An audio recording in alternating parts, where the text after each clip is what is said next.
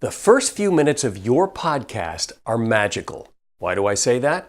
Well, let's drill down to what's really going on in those first few moments. Every one of your listeners listens to your podcast from the beginning, and everyone is listening with anticipation. When they start to play your podcast, you have their attention. But as time goes by, and you know this yourself as a listener, attention starts to wane. And while each listener is different, there's a point, and it comes within minutes, when a listener decides, nope, this isn't for me, and they go away. Or they decide, this is really interesting, I'm staying right here. These are the magical moments where you and your listeners either connect or you don't. And yet, how do the vast majority of podcasts start? The music plays, and either the announcer or the host says, it's the So-and-So Podcast. I'm your host, and I'm so glad you've joined us on this wonderful day.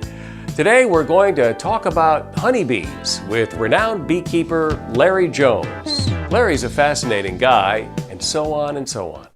And while there's nothing necessarily wrong with starting your podcast that way, it does nothing to engage the listener. And the fact is, many of the most listened to podcasts don't start that way.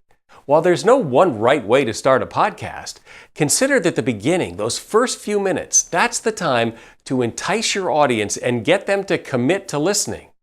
What if that same podcast started like this instead?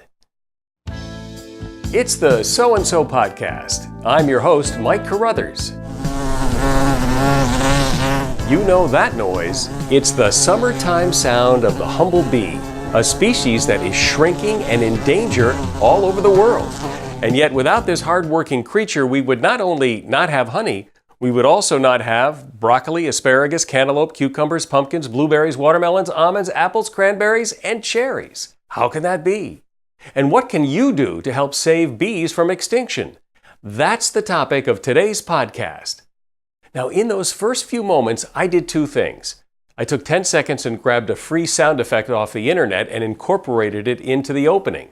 Remember, we're in the business of creating great audio. Using sound other than people just talking is a good thing when it's appropriate. And two, I gave people specific, concrete reasons to listen right up front. I didn't just tell them what we're going to talk about, I told them right away specifically why this is worth listening to. So experiment, be creative. You don't have to start your podcast like everyone else. Grabbing attention is more important. For more information and for more great podcast creation tips, visit my website, perfectyourpodcast.com.